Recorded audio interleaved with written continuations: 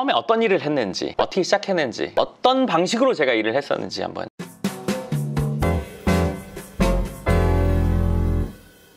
반갑습니다. 황 소장입니다. 오늘은 제가 부동산이라는 분야를 접하게 된 이유, 그리고 처음에 어떤 일을 했는지, 어떻게 시작했는지, 그리고 어떤 방식으로 제가 일을 했었는지 한번 얘기를 해볼게요.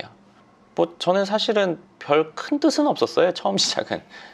이거는 제가 그런 정도 수준의 사람이라서 그럴 수도 있는데, 아주 대단하신 분들도 처음에 큰 뜻은 없었을 것 같아요. 제 생각에는. 처음에는 먹고 살려고 하다가 돈을 더 벌어봐야겠다 하다가 점점 목표를 이루다가 뜻이 커지는 거지, 처음부터 막 원대한 이런 거는 드물 것 같아요. 아주 세계적 위인은 또 모르겠지만 제가 그런 정도를 돼보진 않아서, 저는 그냥 일단 놀고 먹고 싶었어요. 일을 안 하고 돈을 번다. 어떻게 하면 일을 안 하고 돈을 벌 수 있지? 발상이 좀... 20대 초반부터 그랬어요, 제가. 근데 왜 그랬냐면, 그때 당시 책을 보는 거에 자산소득 이런 것들이 나오더라고요. 그러면서 권리소득, 자산소득, 그래서 가수가 음반을 내서 음반소득, 요새는 저작권 얘기 많이 하지만 그때 당시엔 저작권 이런 거 별 얘기가 없었어요. 저작권, 책을 내서 책에 인세를 받는다.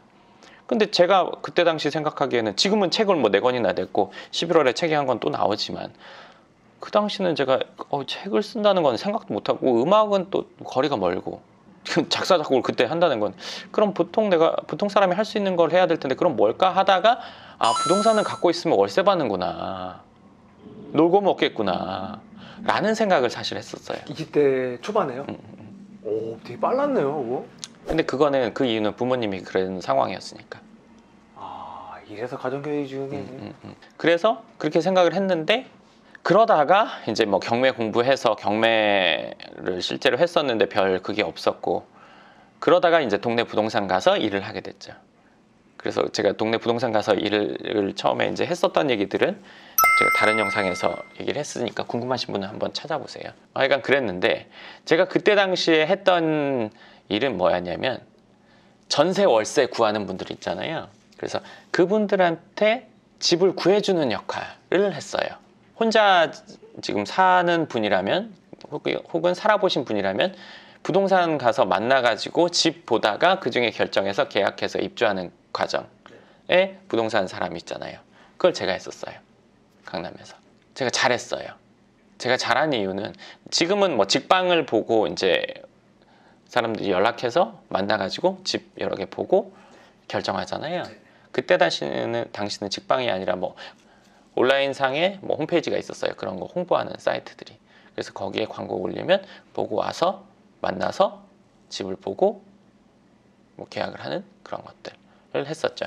근데 제가 일을 했던 방식은 이래요. 지금도 똑같은데, 나라면, 내가 이 사람이라면, 이런 생각들. 이 사람은, 집을 구하는 사람은 좋은 집 구하고 싶어 할 거 아니에요, 그렇죠? 자기 가격에서 제일 좋은 집. 맞아요. 누구나 그건 원할 거예요. 뭔가를 사더라도. 그러면 어떻게 하면 그걸 해줄 수 있을까? 월세 100만 원짜리 집을 90만 원에 깎으면 제일 좋은 집일까요? 사실 집은, 이거 좀 더 깊게 얘기하면, 집 월세는 10만 원 정도, 이 강남은 10만 원이면 단계가 달라져요. 10만 원에 따라서 5만 원은 아리까리 할 때가 많아요. 근데 이제 10만 원, 100만 원짜리랑 110만 원짜리 집은 탁 틀려요. 그러면 깎아주면, 예를 들어서 110만 원짜리 100에 깎으면 100에서는 제일 좋은 집이라고 볼 수 있어요. 그러면 그렇게 집을 구해주면 최고일까요? 그렇지가 않아요. 왜냐하면 내가 생각하는 최고랑 이 사람이 생각하는 최고는 다르거든요. 내가 아무리 좋다고 생각해도 이 사람이 좋다고 생각 안 하면 그거는 좋은 게 아니란 말이에요. 사는 사람이 중요한 거지, 업계에서 좋다고 하는 거 소용없어요. 예를 들면 어떤 옷이 패션 디자이너들 사이에서는 최고의 옷이야, 제일 멋있는 옷이야, 저게 올해 제일 유행할 옷이야. 근데 일반 사람이 봤을 때, 야, 저거 완전 하이 패션 누가 입냐, 이럴 수 있거든요. 부동산 분야에서 일을 오래 하는 사람일수록 이런 경우가 많아요. 전월세 오래 한 사람. 이게 제일 좋은 방인데 왜 안 해? 제일 좋은 거 보여줬는데 안 하고 갔어. 야, 걔 진짜 웃기지 않니? 웃긴 건 그 사람이에요. 그 사람. 왜?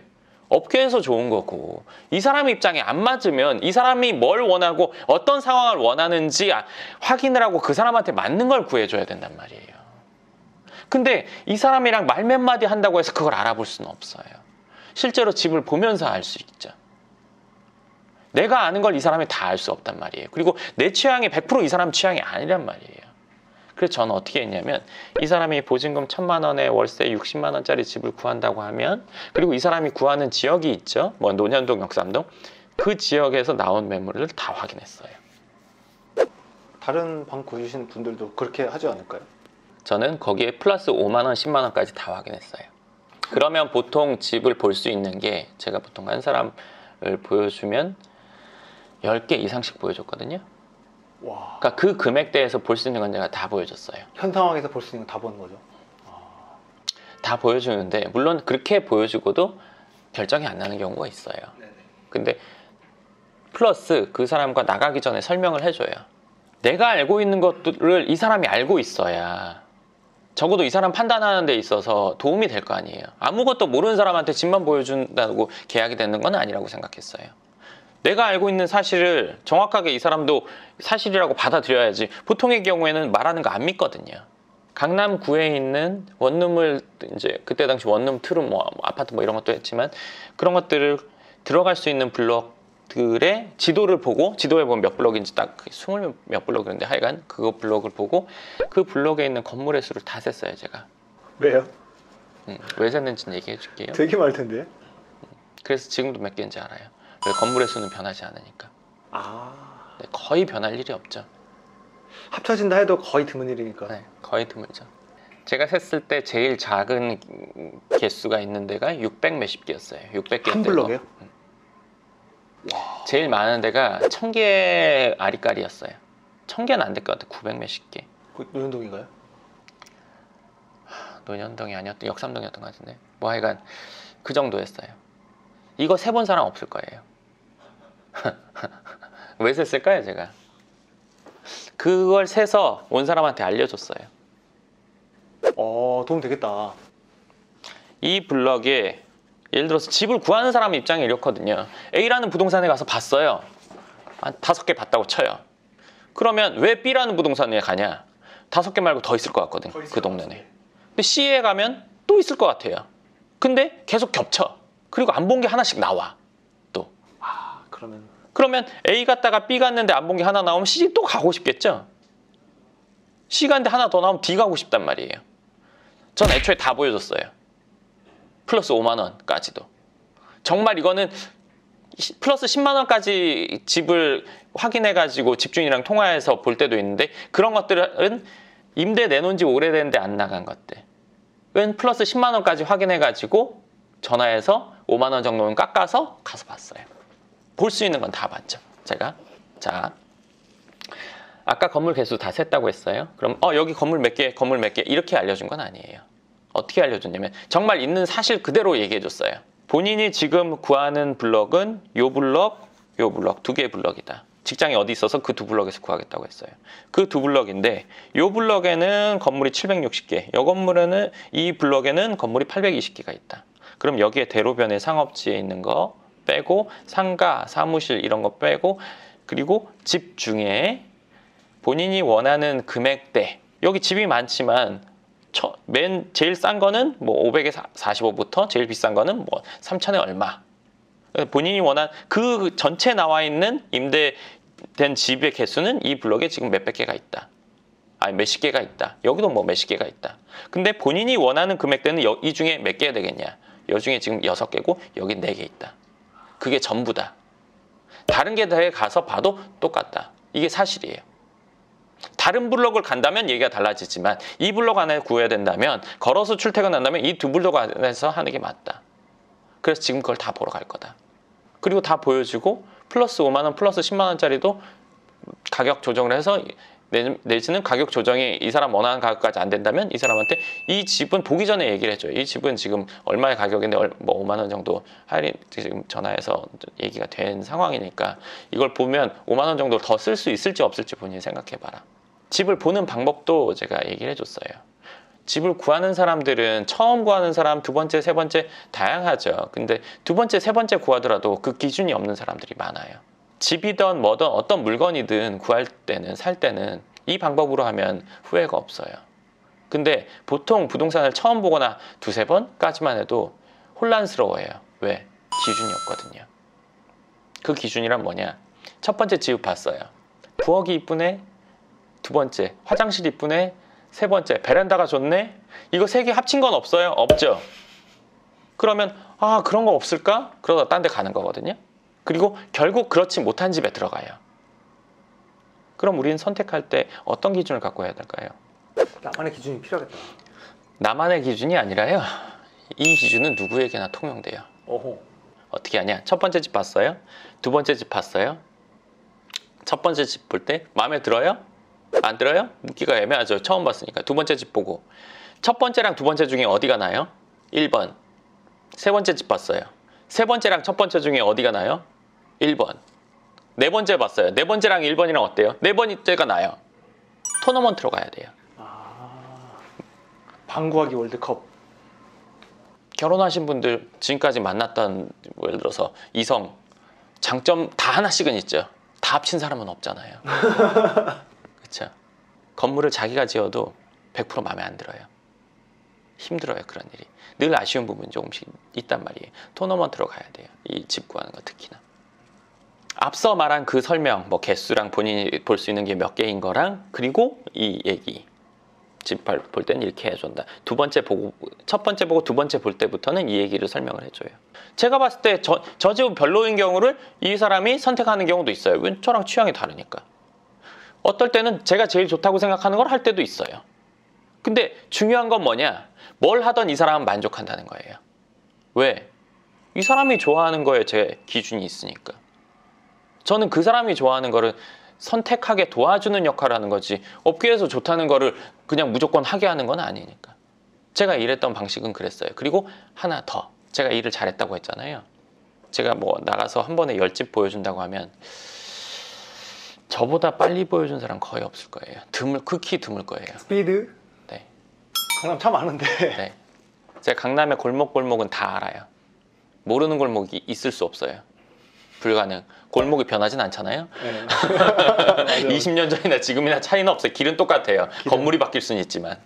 전 대로로 다녀본 적이 별로 없어요. 집 보여줄 때. 대로가 더 많이 막히는 편이죠? 특히 막힐 때가 있죠. 안 막힐 때는 이제 뭐 대로로 다니다가 이제 뭐 저녁 시간 뭐 이럴 때 오면 거의 다 저는 골목으로 다녔죠. 빨리 다녔어요. 많이 빨리. 다른 사람이 6, 7개 보여줄 때 전 10개 넘게 보여줬으니까. 그리고 제가 최선을 다해서 해주는 거를 상대방도 알아요. 그만한 가치가 있다는 거 솔직히 말해서 저한테 안 하고 딴 사람 해도 똑같은 집 구할 수 있어요. 네, 그건 팩트죠. 맞아요. 네, 그렇지만 만족도는 정확히 다를 거예요. 살면서의 만족도도 다를 거예요. 문제 생겨도 저는 해결해 줬어요. 그때도 집주인과의 뭐가 어쩌고저쩌고 한다면 똑같은 선택을 해도 마음이 좋을 때 있고 안 좋을 때 있죠.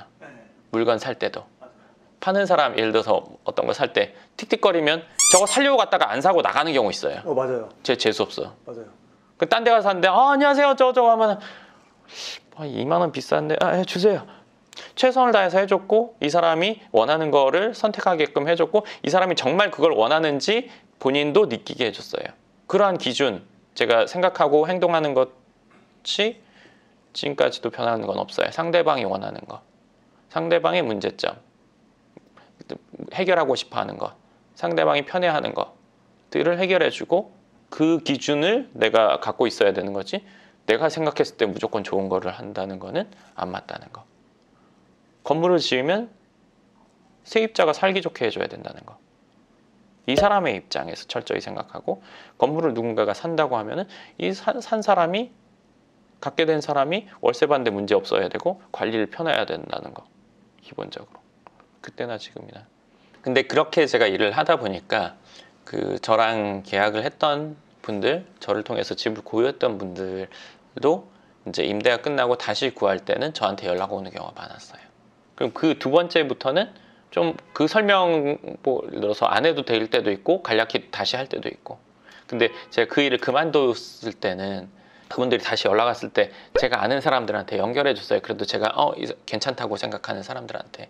근데 그때 그 사람들한테 제가 전해드린 거는 제가 소개해준 그분들은 늘 다 매너가 좋다 하는 얘기를 들었거든요. 이게 의심보다는 신뢰관계가 있으니까 신뢰 여기까지 가게 되는 것 같더라고요. 그래서 항상 편한 손님들이 참 괜찮다라는 얘기를 많이 들었었어요. 시간이 지나서도. 뭐 지금 하는 일도 똑같죠. 옛날 생각나네요.